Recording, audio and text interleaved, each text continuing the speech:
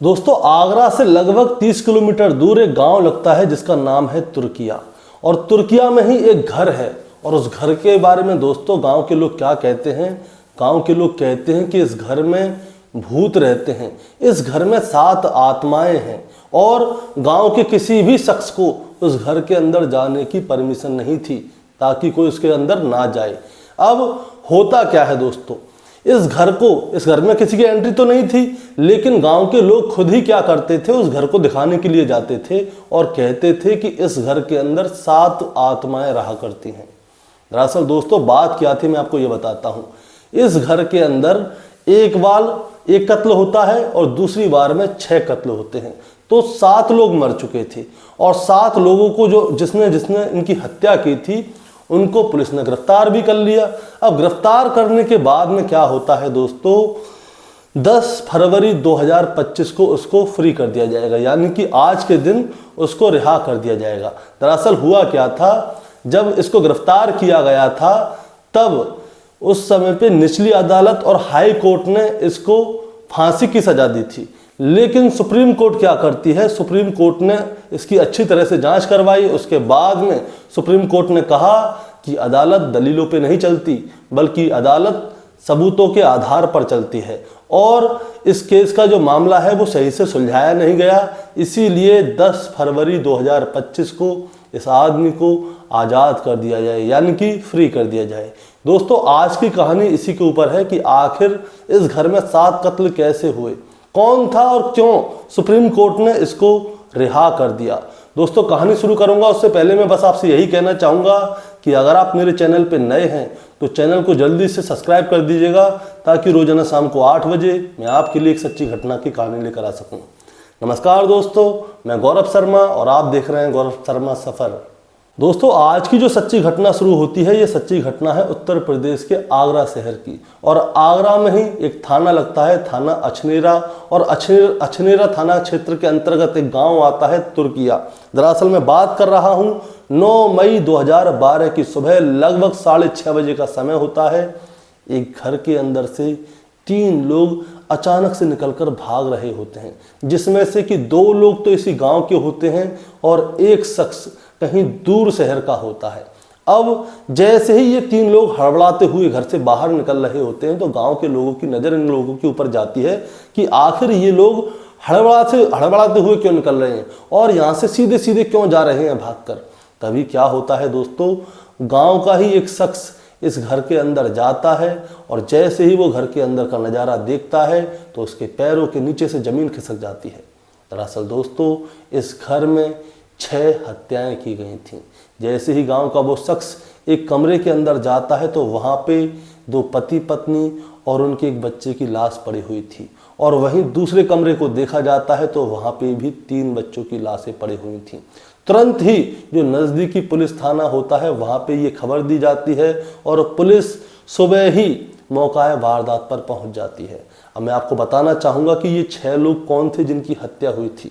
दरअसल इस घर का जो मालिक है उनका नाम है सत्यवान, उनकी उम्र है 35 साल। उनकी गला रेत कर हत्या की गई थी। उनकी पत्नी जिसका नाम है पुष्पा, उसकी उम्र है 30 साल, उसकी भी हत्या कर दी गई थी। इनका बड़ा बेटा कान्हा जिसकी उम्र 5 साल है। इनकी छोटी बेटी आरती जिसकी उम्र 4 साल है। उससे भी छोटी बेटी एक और है उसकी, जिसका नाम है गुड़िया, उसकी उम्र 3 साल है। और एक और बेटी जिसका नाम है प्रिया, इसकी उम्र 2 साल है। अब दोस्तों इन सबको मारा कैसे गया था? इन सभी के गर्दन पर धारदार हथियार से वार किया गया था और इनके शरीर पे इस तरह से वार किया गया था कि जो कातिल है उसने ये सोचा होगा अपने मन में कि जिनको मैं मार रहा हूँ वो बचने नहीं चाहिए। क्योंकि दोस्तों जिन शख्स की बच्चों की भी मैंने उम्र आपको बताई है वो 2, 3, 4 साल के हैं। अब आप बताइए इन बच्चों का वजूद क्या होता है। कातिल ने इनको भी धारदार हथियार से मारा है, इनके ऊपर भी कुल्हाड़ियाँ चलाई हैं। अब इसके बाद क्या होता है दोस्तों, इसके बाद पुलिस इस मामले में लग जाती है कि आखिर इसकी हत्या की तो की किसने है।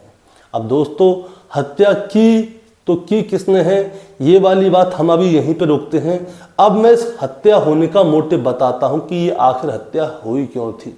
तब जाकर आप समझोगे कि आखिर ये हत्या की तो की किसने है। अब ये कहानी और पीछे पहुंच जाती है, और पीछे मतलब कि जो सत्यवान है उनके पिताजी के पास। उनके पिताजी का नाम होता है शिव सिंह, जो कि एक फौजी होते हैं, जो कि फौज में काम किया करते थे। और इनकी पत्नी का नाम होता है आशा। इनके 3 बेटे होते हैं, जिनमें कि सबसे बड़े का नाम होता है सत्यवान, दूसरे नंबर के बेटे का नाम होता है गंभीर, और तीसरे नंबर के बेटे का नाम होता है कान्हा। और इनकी एक बेटी भी होती है जिसका नाम होता है गायत्री। अब समय गुजरता जाता है, सब कुछ ठीक चलता है। इसी बीच में जो फौजी हैं, फौजी शिव सिंह यानी कि सत्यवान के पिताजी, उनकी मृत्यु हो जाती है। अब इनके 3 बेटे और एक बेटी और एक 5 में इनकी पत्नी जिंदा बचती है।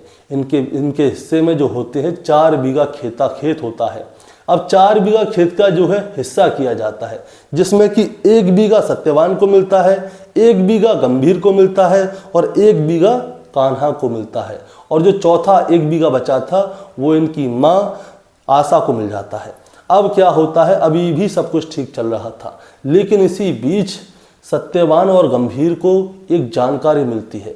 उनको जानकारी ये मिलती है कि जो इनकी माँ है आशा, उसका किसी के साथ अवैध संबंध चल रहा है और वो उसी के साथ शादी करना चाहती है। अब जैसे ही इन लोगों को ये वाली बात पता चली तो ये लोग सोचते हैं कि जो हमारा 1 बीघा खेत जो माँ के नाम पर है वो उसी शख्स के नाम हो जाएगा जिससे कि माँ का अफेयर चल रहा है। इसीलिए ये दोनों क्या करते हैं, ये दोनों एक प्लानिंग करते हैं, चुपचाप घर के अंदर जाते हैं और एक धारदार हथियार से अपनी माँ की हत्या कर देते हैं।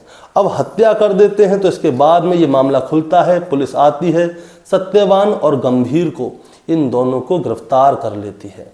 अब गिरफ्तार कर लेती है तो मैं आपको बताना चाहूँगा, जिस समय पे पुलिस ने इनको गिरफ्तार किया था उस समय जो सत्यवान था वो शादीशुदा था, लेकिन गंभीर और कान्हा जो है वो शादीशुदा नहीं थे। कान्हा का इसमें कोई मैटर नहीं था। अब सत्यवान और गंभीर जो है वो दोनों जो है पुलिस पकड़ के ले जाती है उन दोनों को और जेल में डाल देती है। अब ये दोनों जेल में कई साल तक रहते हैं। इसी बीच पेरोल पे, जमानत पे जो सत्यवान है वो जेल से छूट जाता है और सारा मामला जो है गंभीर के ऊपर चलाया जाता है कि गंभीर ने ये हत्या की है। अब क्या होता है, गंभीर जो है जेल में ज़्यादा समय तक रहा था, तो सत्यवान क्या करता था, वो गंभीर से मिलने के लिए जाता था जेल में, और जो भी उसकी ज़रूरतें हुआ करती थी, जैसे खाने पीने के लिए पैसे देना या कपड़े देना या जो भी सारी चीज़ें थी, वो सारी चीज़ें सत्यवान देख रहा था। और बाहर जो वकील जो किया था या केस जो चल रहा था, उन सारी चीज़ों को सत्यवान ही देख रहा था, ताकि जो गंभीर है वो जल्द से जल्द रिहा हो जाए और इसके बाद में वो बाहर आ जाए। अब क्या होता है दोस्तों, इन लोगों ने जो हत्या की थी अपनी माँ की, वो की थी सन 2007 में, इन दोनों ने मिलकर की थी। अब इसके बाद क्या होता है, गंभीर जो है घर जेल से बाहर आ जाता है, सत्यवान के पास पहुंचता है, लेकिन उसे जेल से छूटने के बाद ये जानकारी मिलती है कि ये जो 1 बीघा खेत था जो उसकी माँ के नाम था, उसमें धांधली हो गई है। वो सारा खेत जो है सत्यवान ने अपने यूज़ में ले लिया है और वो गंभीर को कुछ भी नहीं दे रहा। अब इसी वजह से इन दोनों के बीच में बहस होती है। तो सत्यवान बताता है कि तुम्हारा कोर्ट कचहरी का सारा खर्चा, जेल का सारा खर्चा और तुम्हारे परिवार को देखने का जो भी खर्चा था, वो सारी चीज़ें मैंने 1 बीघा खेत से ही निकाली हैं, और तुम सोच रहे हो कि मैं अपनी जेब से लाऊं, मेरे पास तो पैसे है ही नहीं। अब इसी बीच में क्या होता है दोस्तों, सत्यवान और गंभीर में बहुत ज़्यादा कहासुनी हो जाती है। तो सत्यवान से गंभीर क्या कहता है मैं आपको ये बताता हूँ। जो प्रत्यक्षदर्शी हैं और न्यूज़ वाले हैं उनके अकॉर्डिंग मैं आपको बता रहा हूँ। जो गंभीर है वो सत्यवान से कहता है कि मैं तुझे ऐसी मौत मारूंगा कि तेरा वंश तक नहीं चलने दूंगा, और इसके बाद ये दोनों अलग हो जाते हैं। अब इसी बीच में क्या होता है दोस्तों, अब 8 मई 2012 का समय आता है। 8 मई 2012 वाले दिन क्या होता है, गंभीर, उसकी बहन गायत्री और एक इनका दोस्त जो कि बिहार का रहने वाला था, ये तीनों लोग क्या करते हैं, सत्यवान के घर पे आते हैं, वहाँ पर रुकते हैं और शाम को खाना पीना खाते हैं और रात को भी वहीं पे रहते हैं। लेकिन इन लोगों ने क्या किया था, जो खाना बना था उसमें कोई नींद की दवा या नशे की दवा कुछ मिला दी थी, जिससे कि इनका पूरा का पूरा परिवार सोता रह गया सत्यवान का, जिसमें कि उसकी पत्नी पुष्पा, कान्हा, आरती, गुड़िया, प्रिया, ये उनके बच्चे, ये सारे थे। अब ये लोग सोते रह गए। इसी बीच में इन लोगों ने रात में ही इन 6 के 6 लोगों को किसी धारदार हथियार से काट डाला, कुल्हाड़ियों से इनके ऊपर वार किए और उसके बाद सुबह 6 बजे यानी कि 9 मई 2012 की सुबह 6 बजे ये लोग यहाँ से भाग रहे थे। अब दोस्तों, जब ये लोग यहाँ से हड़बड़ी में भाग रहे थे तभी गांव के जो लोग हैं उन्होंने इनको देख लिया। अब जैसे ही इनको देखा तभी एक गांव का आदमी घर के अंदर जाता है और वहाँ पे देखता है कि वहाँ पे इन लोगों ने 6 हत्याएं कर दी हैं। अब दोस्तों, इसके बाद क्या होता है? अब इसके बाद में जो सत्यवान की पत्नी है पुष्पा, उसका भाई भी वहाँ पर आता है जिसका नाम है महावीर। महावीर जो है नज़दीकी थाने में रिपोर्ट लिखवाता है गंभीर, उसकी बहन गायत्री और जो उनका एक दोस्त था बिहार का, इन तीनों के खिलाफ। अब पुलिस इनको ढूंढती है और यहाँ पे जांच पड़ताल करती है। जांच पड़ताल और छानबीन में जो चाकू और जो कुल्हाड़ी जिनसे की हत्या की गई थी वो बरामद कर लिए थे। अब क्या होता है दोस्तों, अब ये सारी चीज़ें बरामद हो गई थी और अब इसके बाद क्या होता है दोस्तों, इन सभी को जेल भेज दिया जाता है और इनके ऊपर केस चलता है। अब तारीख आती है 20 मार्च 2017 जब निचली अदालत इन लोगों को सज़ा सुनाती है। इसमें क्या होता है दोस्तों, जो इनकी बहन है गायत्री, उसके खिलाफ कोई भी सबूत नहीं मिला था, इसीलिए क्या होता है, गायत्री को बाइज्जत बरी कर दिया जाता है। और जो इनका बिहार वाला जो दोस्त होता है वो नाबालिग होता है, इसीलिए उसका जो केस है वो बच्चों की अदालत में चलता है। और जो गंभीर सिंह है उसके खिलाफ सारे सबूत मिल जाते हैं। और दोस्तों, जो निचली अदालत है वो गंभीर को सजाए मौत की सज़ा सुनाती है, यानी कि निचली अदालत कहती है कि गंभीर को तब तक फांसी पे लटकाया जाए जब तक कि ये मर ना जाए। अब इसके बाद क्या होता है दोस्तों, जो गंभीर है वो हाई कोर्ट में अपील करता है ताकि वो बच जाए, लेकिन जो हाई कोर्ट है वो भी उसकी सज़ा को बरकरार रहने देती है। लेकिन दोस्तों, हमारे यहाँ पे कानून थोड़ा पेचीदा है। यहाँ पे बचने के लिए बहुत सारी चीज़ें ट्रिक होती हैं। इसी ट्रिक का फ़ायदा जो है गंभीर उठाता है।